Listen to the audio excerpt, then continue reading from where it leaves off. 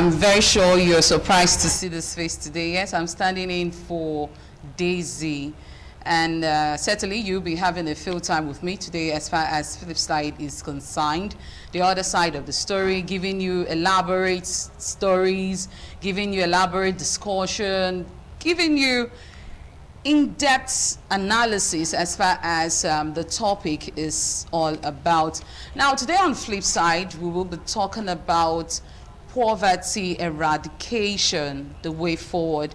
And with me today is two gentlemen, yes, who have actually been discussing on their relationship as far as friendship is concerned. So with me today, I have the person of Osai Omokaro. Good afternoon. Good afternoon. He is an entrepreneur and a startup expert. Thank you. Okay, and also Destiny Owobu. I hope I got that right. Yeah, correct. Okay, now he's an economist, a statistician, and of course an entrepreneur. Okay, now talking about poverty eradication. Now, there is this very saying that says extreme poverty anywhere is a threat to human security everywhere. Now, another one says poverty is the worst form of violence. I hope you're getting that right now. Poverty is like a punishment for a crime you did not commit. Now, this one certainly, you're smiling, no, seriously. Now, this one certainly shocked me. In fact, I was blown off. Now, this one says, in a country well governed, poverty is something to be ashamed of. Okay, now we'll have to pause there. Let's look at this, and when we come back, we'll go into the discussion fully.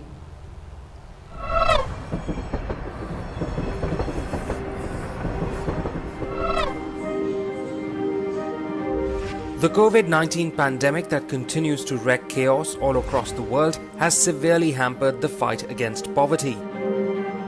As per the World Bank report, the crisis has driven between 88 and 115 million people into poverty. This figure is predicted to have climbed to between 143 and 163 million in 2021. Observed on 17th October each year, International Day for the Eradication of Poverty aims at creating awareness about the need to eradicate poverty. The day was established on 22nd December 1992 by the United Nations General Assembly. The theme for the year 2021 is Building Forward Together, Ending Persistent Poverty, Respecting All People and Our Planet. It's important that governments work towards dismantling discriminatory structures that put poverty-stricken people at a disadvantage and build policies on the legal framework of human rights.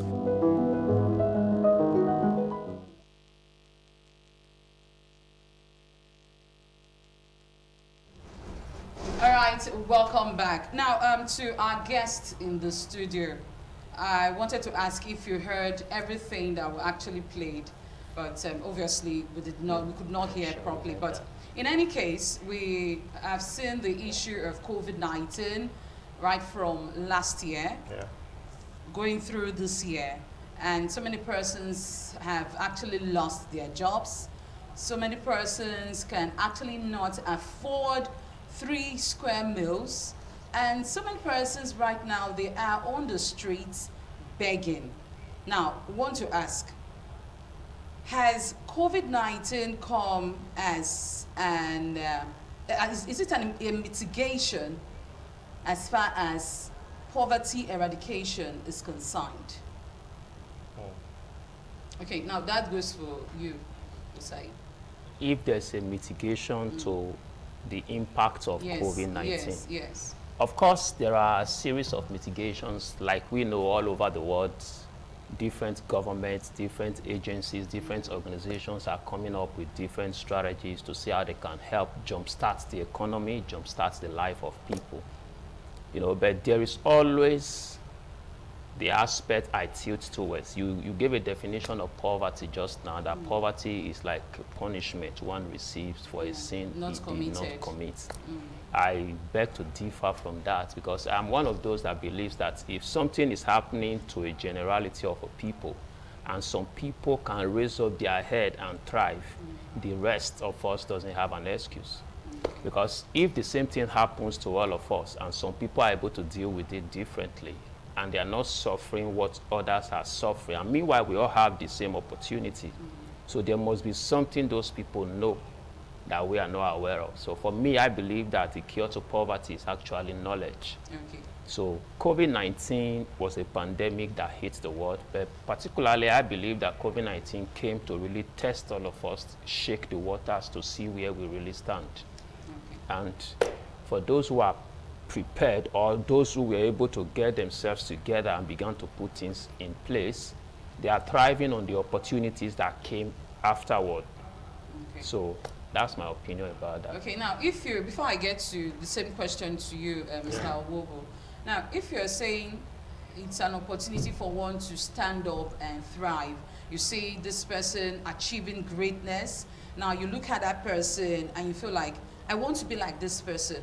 Now if you don't have the capacity, the wherewithal to go and establish what you feel you want to, how then would you continue with this same thing? You will feel, oh, I don't want to be a letdown in the society if there's no capacity, if there's no income. Yeah, I think that's where the issue is. The idea here is not trying to be like that person. The idea is always you trying to be the best version of yourself. Because the truth is, irrespective of what is happening, if you choose to be yourself, there will always be a place for you. There will always be a balance for you. But where the challenge is Osai trying to be like destiny. Okay. We were all created with unique capacity. We were created with unique personality. And God does not create a failure. God created every one of us, and everything we need to be a success is He planted inside of us. Okay. So when I lose my place and I'm seeing that destiny is thriving in this area of business, and I'm beginning to challenge myself to do well in the area he's doing well, you see that my frustration will be expanding by the day. But once I discover this is who I am, these are the giftings that I have, and every gift we all have has a solution it can generate to the society. And once you're able to bring out that solution to the society, like I think that the world itself is a marketplace. Okay. We all go out every day seeking for what to buy and seeking for what to sell. So once I take my time, we all have 24 hours of time. There are things I'm good at, there are things I'm not good at. I take my time to develop and establish mastery over that thing that I'm good at. I put it out on the market. Somebody else who have the same 24 hours is spending his time to develop something else that he's good at. He brings it to sell, I sell mine, and we are all at the end good at what we do, and the economy balances itself out. Okay, for you, Destiny, what do you have to say about this? Yeah, yes, I like to think my friend is an entrepreneur, a business expert. So they tend to see issue from inside out. Their own aspects. From inside out, not their own inside out. That is, they see the person factors in getting out of poverty. Okay. That's true. The entrepreneurs are wired that way. But not the monetary aspect. No, they don't look at that. So I'm an economist and a development expert. I tend to see things from the macro perspective. Okay. The role of society and government. Yeah. Okay, and for us to have a close view of the poverty situation, we have to look at the two big forces of poverty. The first major force of poverty is the society and the government role. The second major force is the person role, the cultural role, the aspect of our beliefs. Now, how does those two work together? I'll give you an example. If you take the 65 million Nigerian youths out of this country and you take them to the US, Canada, and China, and you bring them back to this country 10 years from now, 90% of them will be successful, developed, and able to do more. By the same token, if you take Americans, Canadians, and bring them to this country, because of something else they have, skill and ability, in 20 years, they will be billionaires. So what am I trying to say? The missing link between the two. If you bring the American people to this place, there's something that they will take along with them. They will not take their government along with them. They will take the skills they've acquired. Pilots, nuclear scientists, software design, entrepreneurs, business skills, which they learn from school. And then they'll bring it here. This same chaotic society that you see, they will look at it, see opportunities in it, and create institutions and become successful. If you take Nigerians in our chaotic society, very unorganized, poverty, so many, many problems, and you take these same Nigerians, take them to a developed system, they'll be able to look at the system and place fit them, into fit in easily because the system is organized. So there's this person factors, there's this system factor. Okay? So if these two things meet together, that's what we get. We'll say there's no poverty. So how does government play a role in that area?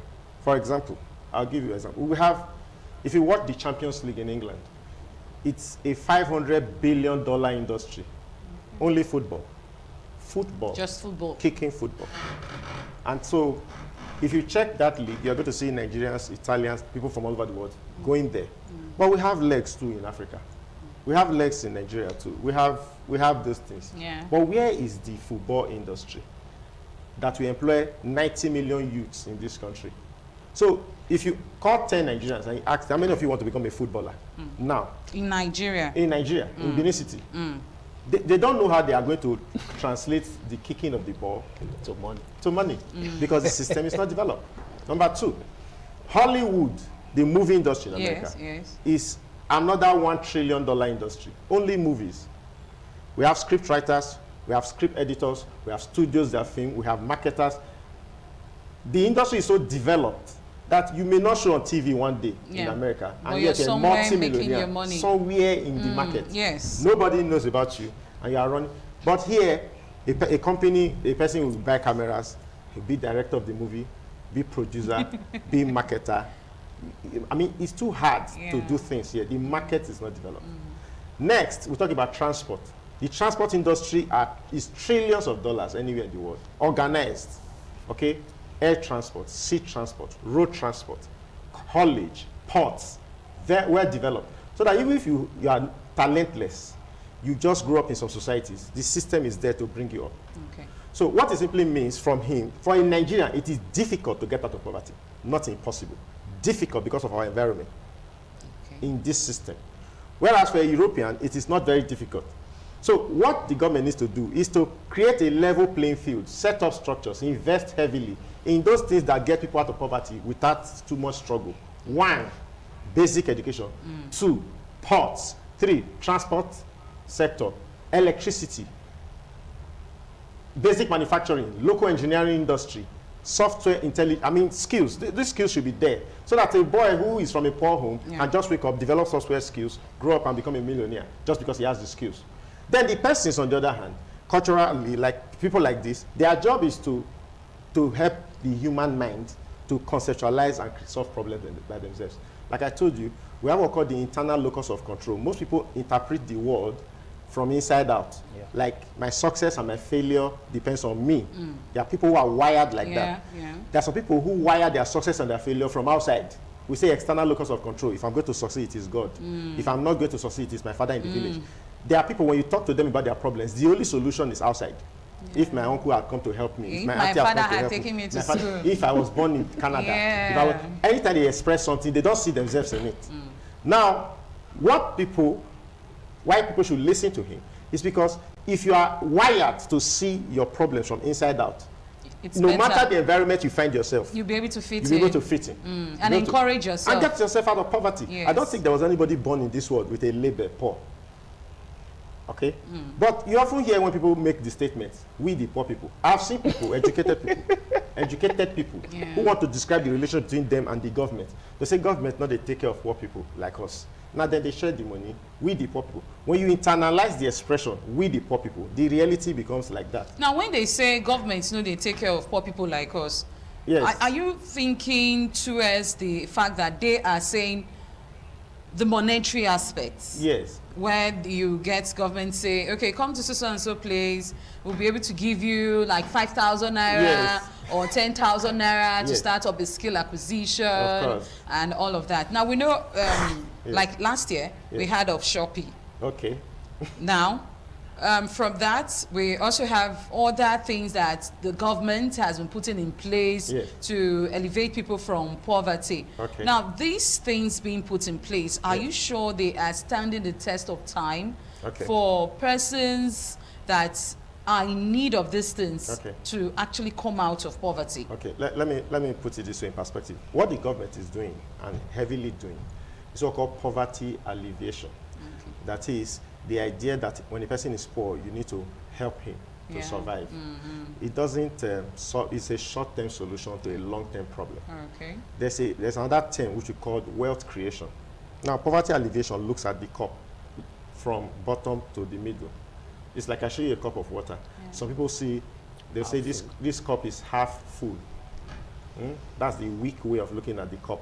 Why some people see the cup as half empty, even when there's water inside. The one that sees as half empty wants to do something about it. The one that sees as half full is very comfortable. So government is giving money, palliatives to people. Whereas the best way to take people out of poverty is to allow them to take themselves out of poverty. That one is more sustainable. I'll give you a practical example. You have a younger one. Let's reduce this thing to smaller things. You have a younger brother who comes to you. You are the big sister. You always have money, okay? And then anytime he's broke. He comes to you, give him 5,000 naira. He goes and buys jeans, does something with it. He says, I'm broke again. He's always broke, and you're always having money. And then give him another 5,000. If you keep doing that, people learn how to be poor. He begins to depend on you. And then begins to say, I have a big sister who gives me money, so that I will not be poor. He will spend recklessly. He will not learn the concept of investing. He will not learn the concept of saving and other things. Now, let's flip it a little. Let's just change your orientation. Assuming he comes, and then he asks you for 5,000 naira. Then you say, okay, instead of giving him the 5,000 naira, you tell him, wash my car. Okay, then I'll pay you for the service being rendered. I mean, just stop doing that. Wash my car. He will wash the car, and wash it very well. You enter the car and say, it's not clean enough. Wash it, make him walk, then give you the 5,000. If he wants to come again, he knows he will think about he's going to think about it. Now, two things have been solved. You gave him the 5,000 and your car is clean. When he comes again the second time, he asks for 10,000. Say, don't worry, wash my house. I want everything to be clean. Now you have solved two problems too. One, you made him work for it. Now in future, if you try to tell him that you made him rich, he will look up to you and say, I worked for it. There's something called personal dignity. The wealth that comes from people using their talents and abilities to generate their own wealth. So what government should do is to provide a level playing field so that people can take themselves out of poverty. That one is more sustainable. It allows people to grow out of poverty and even create wealth. To create wealth means after you have solved your problem of poverty, you can now begin to look at society and see how you can solve it for others. That one is more powerful. For a country of 206 million people, government does not have the resources to share money to everybody for the next 25 years. It's a poor country. But we can get people out of poverty by simply creating a level playing field, investing in areas where people can take advantage of and grow out of poverty. All right, about 90 million people, roughly half Nigerian's population, live in extreme poverty, according to estimates from the World Data Lab Poverty Clock. Now, around June 2018, Nigeria overtook India, a country with 7 times its population, at the bottom of the table, put in together the contest. Now, if poor Nigerians were a country, it would be more populous. Now, I have to be emphatic about this. Now, it would be more populous than Germany. That's for the poor set of persons, okay? Now, it would be more populous than Germany. Now, almost 6 people in Nigeria fall into this trap every minute. As we speak. As we speak.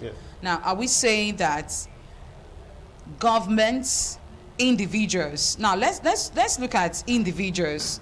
Are we saying that individuals are doing or placing things on ground that can help elevate or eradicate poverty away from individuals, away from the society? Now, when I talk about individuals, now we know of some high-level personalities who have industries here and there. Now, let's talk to our startup man here. Thank you very much. I saw what my friend and brother has analyzed, but my take is always like this. The people in government today, 10 years before now, we're on this side, and they complained about government. So they are in government. We are complaining about them. Since 2007, I decided to mentally eliminate government. And took responsibility for my success. Okay. And that's the reason why I tend to see it from the perspective I see it. That's not to say that the perspective with which he analyzed it, I don't see it. But the question, I always look at life from this perspective. It is easier for me to change me than to change the environment. For instance, the exchange rate of dollars is on the increase by the day. Yes, every day. What can I do as an individual to alter that? I may not be as powerful enough to do much. But what can I do to begin to say the exchange rate of dollar is getting high? I'm earning in naira. Am I not tilting towards poverty? What can I do to begin to earn in dollars? Okay. That's an easier pathway for me to leap out of that poverty. So this is the perspective from where I see it. And because I see like that, I tend to try to teach people and empower people from that same perspective. I'm one of those that says that this country will not change for every one of us on the same day. Okay. But the day you change, Nigeria will change for you. Despite all the inadequacies, all the potholes, all the bad governance, all that is happening, you just see that you are beginning to see some of the things that other people are complaining about as opportunities. We understand the place of the decadence of our education. My brother here is doing something phenomenal to solve that problem. Society will pay you for solving societal problems. That's how it works. So if we are able to raise people from that bandwagon of complaint, of agitation against government, and everybody is beginning to take responsibility. Okay. Before you know it, the government, a sane government, is actually looking for solutions. A sane government. It's quite unfortunate that we don't have so much of them in our balance here. But a sane government is looking for opportunity to better majority of its people. When this government, the government of Edo State, came on board in its first tenure, they began to engage a lot of young people as SAs, SSAs, and all of that. Because of what we do on entrepreneurship and all of that, we saw most of them coming to us asking, what can we do together? What can we do together? Because there was a government in place that was driving them to look for practical solutions to problems. Okay. You know, so I believe that if we're able to look at life from that perspective, it will be easier, because the individuals in government are people like us, not outsourced. You know, I define poverty as lack of something or fear of lacking something. And if you take that aspect of that fear of lacking something, you will find out that majority of the people in government today are the poorest that we have. Okay. Because it's only out of fear that somebody will be in power, have a lot of money to better the people, is thinking, what if I leave this place? What happens after now? So let me just stay back, keep as much as I can, because of the fear that this will never happen again. Yeah. I may not have this opportunity. But imagine someone who has discovered himself, who has found himself, who thinks from the perspective of abundance. How does abundance think? Abundance think from the perspective that things do not finish. There is enough for all of us. How much water will you keep? For instance, if your host, the host to your house, is linked to an ocean, will you keep so much water around? You know that the water will keep flowing because the ocean will never run dry. But when your tap flows in the morning and you are not sure it's going to flow in the evening, you have to raise buckets and keep as much as possible. True. That's a poverty mentality that is running the system we have found ourselves in. Okay. You know, government has a lot they need to do. But how do you as an individual rescue yourself without having to depend on them to change? Because there is no possibility that they are ready to change. So if I can change from my perspective and run along, I think that will be better off for me. Okay.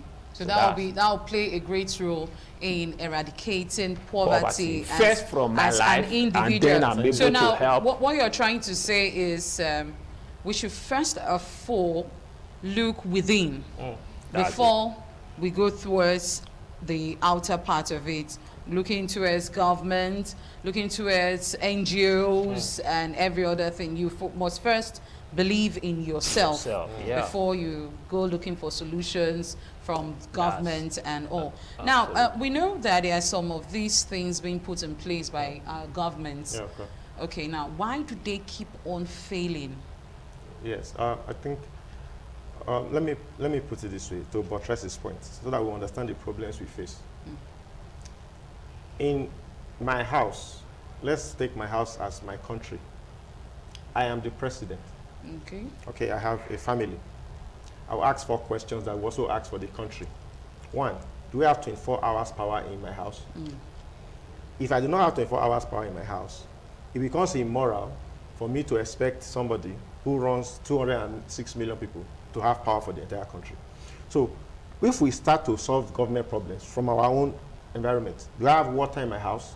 Do I have power in my house? Do I have food in my house?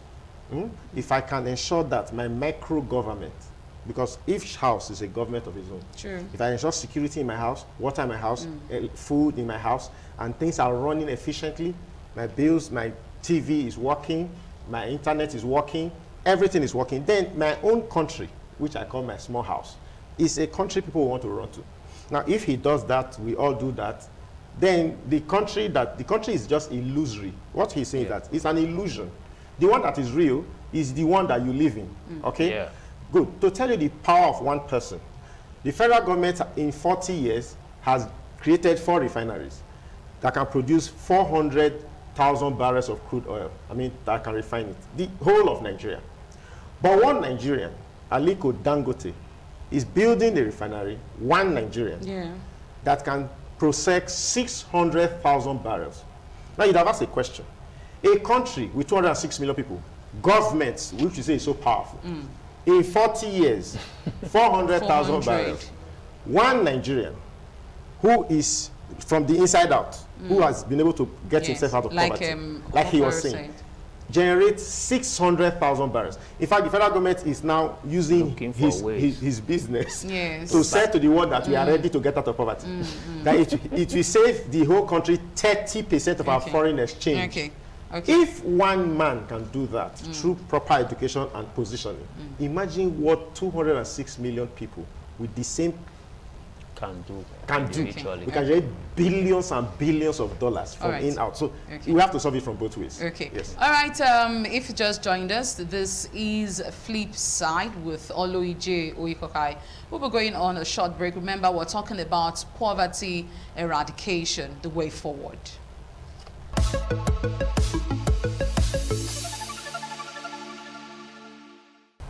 All right, thank you so much for joining us on Flip Side with Oloije Oikokai, and I'm still in the studio with my 2 wonderful guests.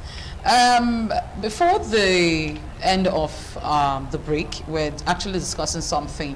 Now, the United Nations over the years has been marking a day, a special day, the 17th of October, as a day to be remembered for one to, know that poverty actually exists as far as the world is concerned. Now, we're looking at the way forward. Now, I want to ask, starting with Mr. Omok Osai. Now, can poverty be eradicated?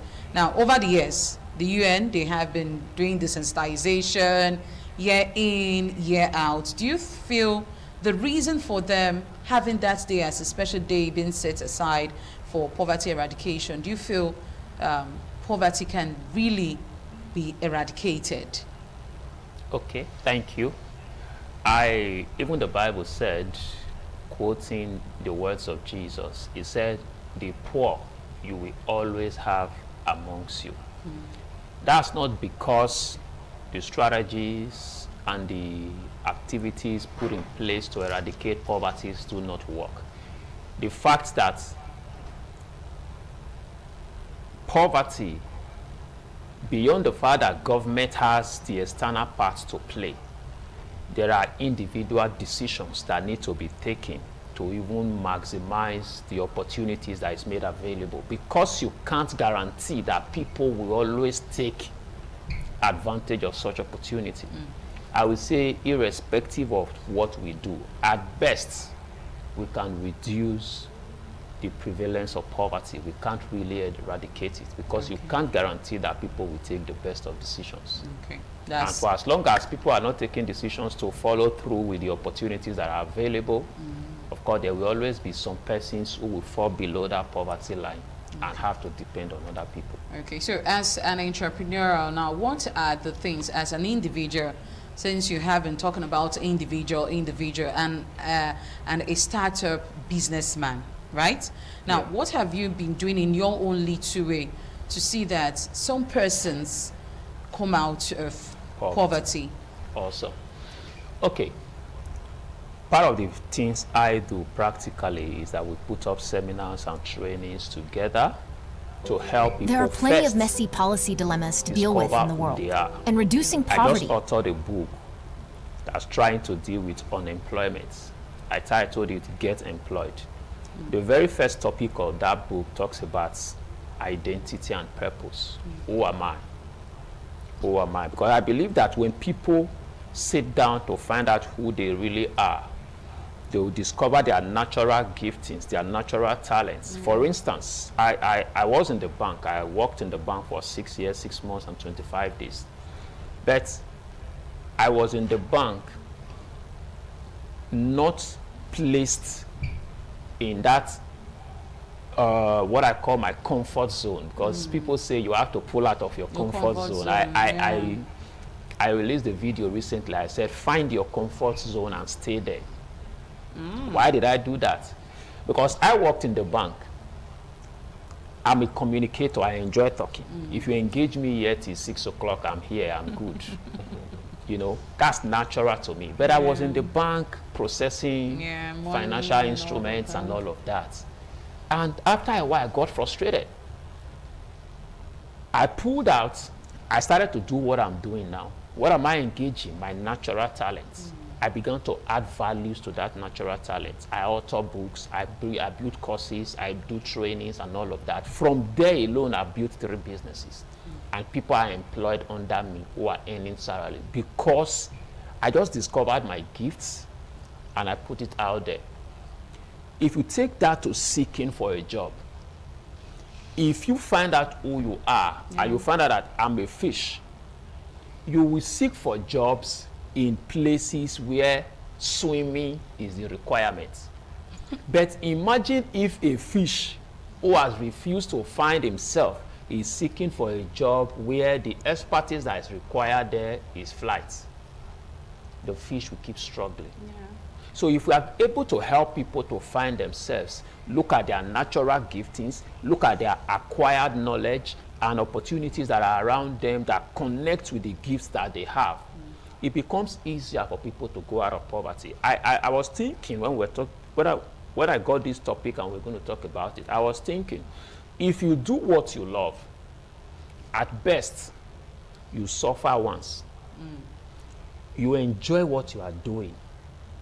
Even if you're not making money from it, you could suffer lack of money, but you enjoy what you're doing. But if you do what you don't like, the possibility is that you suffer twice. You may never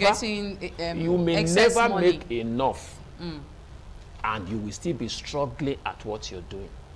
And the truth is, once you do what you love doing, after a while, it becomes easier by the day, and the money you are talking about starts to get attracted to you at that point.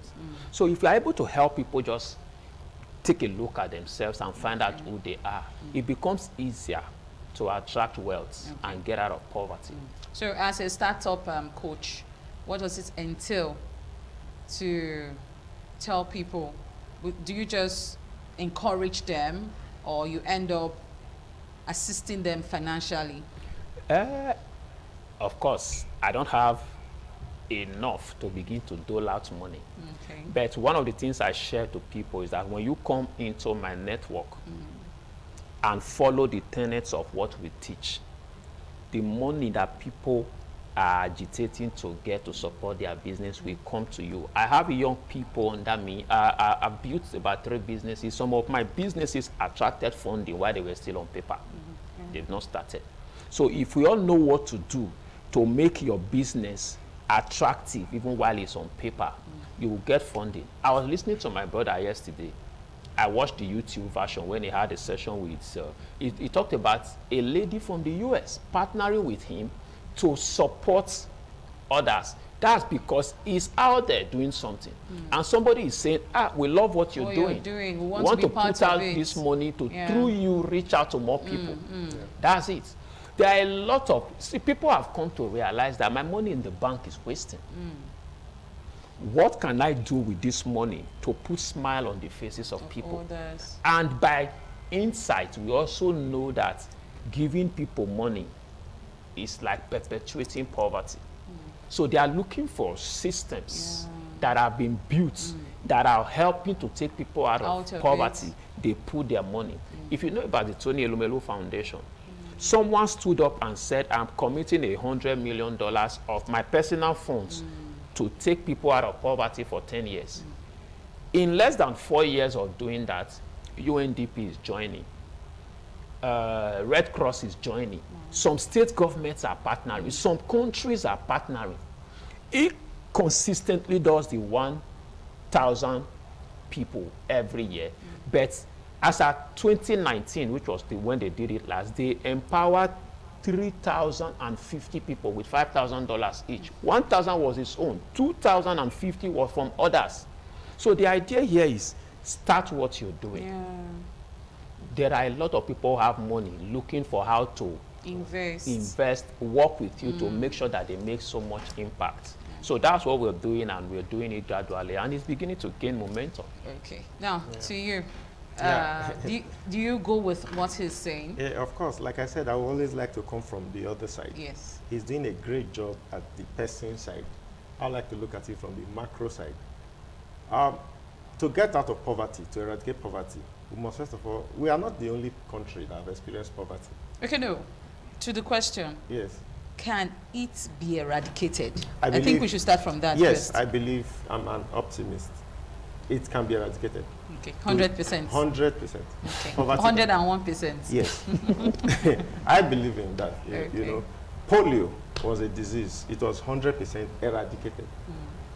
It can be eradicated with a global concerted effort. For example, 20 years ago, 2.8 billion of the world's population was declared poor. 10 years ago, 1.3 billion people were declared poor. Now, it's 700 million people declared poor. As I speak to you, the poverty rate globally is reducing. Among these very, very poor nations, India, China, Singapore, and the whole of Africa were the big poverty suppliers. Now, out of these big economies, the ones in the south have managed to get out of poverty very fast. Although they still have poor people, the rate of progress in the last 25 years, especially for China, in 25 years, China raised 1 billion people out of poverty. 1 billion times 5 of our population in only 25 years. Now project it to another 100 years. So you understand what I'm trying to talk about. How did they do that? So we should go and ask China. Okay. So I, as an economist, went to ask China. Okay. How did China get 1 billion people out of poverty? Okay.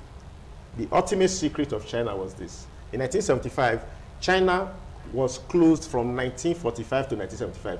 They locked up their borders from the whole world, trying to solve their problems themselves. For 30 years, China was doing what we call internal development, which was leading nowhere. The population was poor. And in 1975, the president of China decided to make a mistake and allow the Westerners, the United States, they had contracts with this book, come and set up a factory in China. That factory was set up in a village in China. In only 10 years, that factory was reproduced 60,000 times. As I speak to you now, the number of cement China used to build factories every year is the total number of cement America used for 100 years. The rate of growth of China is 90 times that of any developed country because they allowed knowledge from the West. So they opened the economy up and allowed distinct mega countries who have done it, US, Canada, and other, Japan, come to China and fight and kill yourself. And people will learn. The Chinese people caught it and ran away. So I left China and I went to Singapore. Singapore, how did you do it? Singapore was poor in 1955 until I saw it. The president of Singapore in 1960 sat down and told the Singaporeans, we cannot develop this country until we invest in education.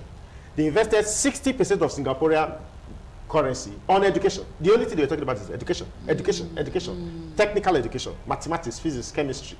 They did not open any economy to anybody. And guess what? In 30 years, the average Singaporean population became very, very educated. And guess what? The whole world started sourcing for brain from Singapore.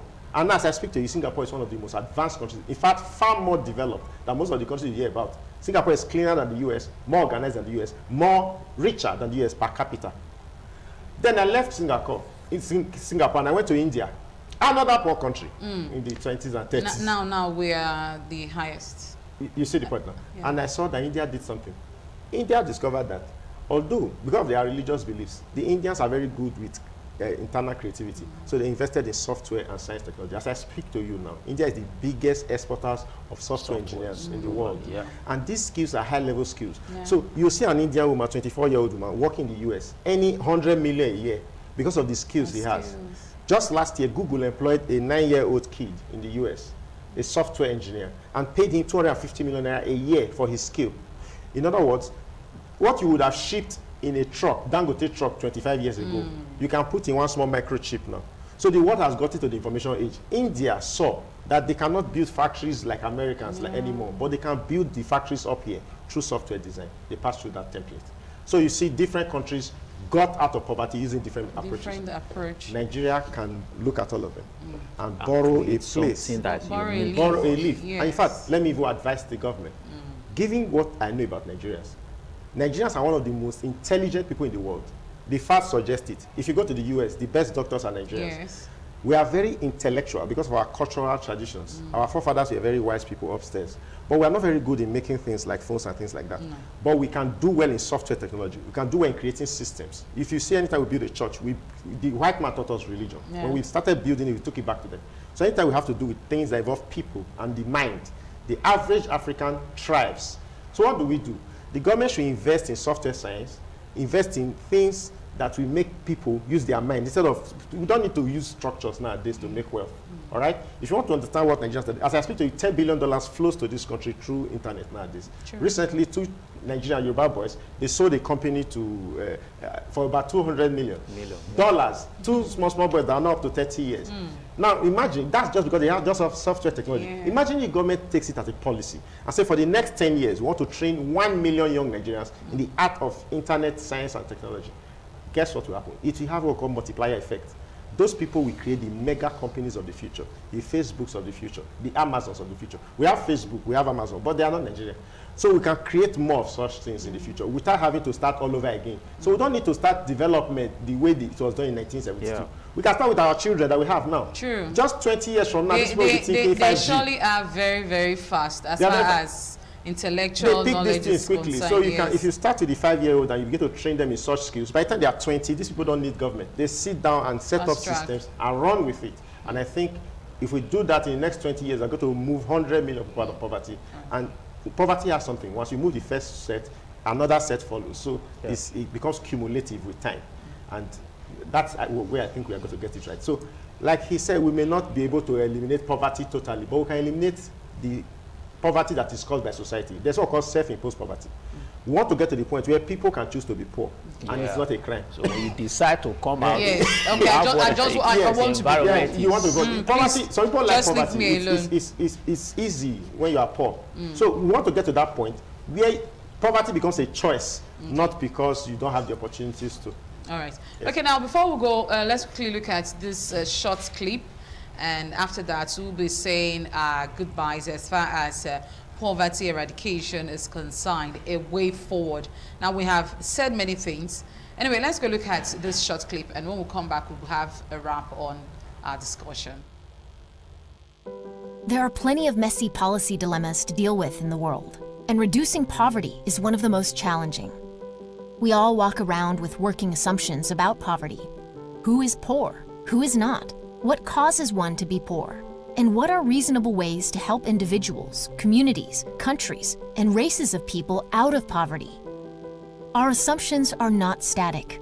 As social, political, economic contexts have changed across history and within certain time periods, So too have our views of the poor and the strategies adopted to reduce poverty. In the Middle Ages, exploitation of the poor class was assumed.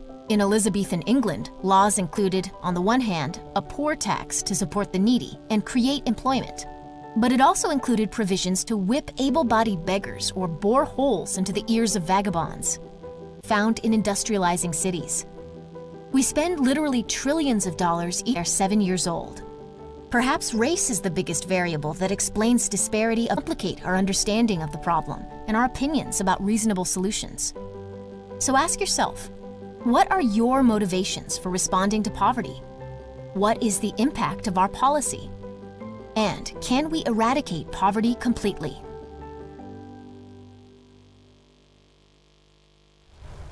All right, you've heard it all. Can we actually eradicate poverty? Now, like Mr. Omokaro will say, it has to start from you. Now, last word from you, Mr. Omokaro, as far as this discussion is concerned. Okay, my last word is the fact that we are poor because we caused it. And if we must get out of poverty, the responsibility lies with us, in the people we elect to lead us. Somebody said when an idiot is in power, it means his constituency is ruling very well, because people like him. There can be a better word for that. Okay, let me not better quote it, but the truth is, the people we always choose their kind of leader. So if we want a better kind of leadership, it has to start from all of us. Okay. All right, so for you? Yeah, for me, poverty is a painful thing. So it's something, what I can tell people is this: look around you. All right. And look at those people who are not poor. Okay. And ask them what they did. To get to that height. Yes, just ask simple questions. Okay. And be willing to commit yourself to following the route. All right. There's a rule that says, if you follow a person who is successful, step by step, it's just a matter of time. You become that person. Okay, step by step, and it all comes within. Start by you to get yourself out of poverty. So we'll be seeing again next week for another exciting time as far as Flipside is concerned. Do have yourself a blessed day, and please stay out of poverty.